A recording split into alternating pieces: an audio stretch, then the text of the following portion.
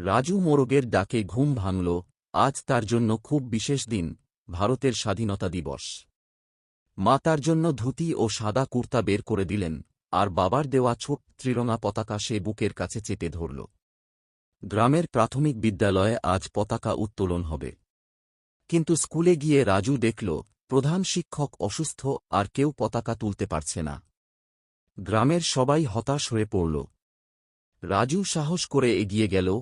গুরুজি, আমি কি পতাকা তুলতে পারি? সবাই হেসে বলল, অবশ্যই। রাজু মঞ্চে উঠে সবার সামনে ভারতের ত্রিরঙা পতাকা তুলল আর গাইল, জন গণ মন অধিনায়ক ও যজ হে ভারত ভাগ্যবিধাতা। পতাকার নিচে দাঁড়িয়ে গ্রামের বৃদ্ধ থেকে শিশু, সবার চোখে গর্বের অশ্রু।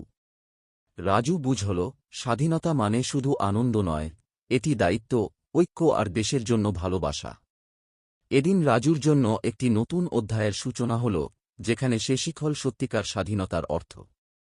রাজু তার গ্রামের প্রতিটি মানুষের জন্য গর্বিত হয়ে উঠল।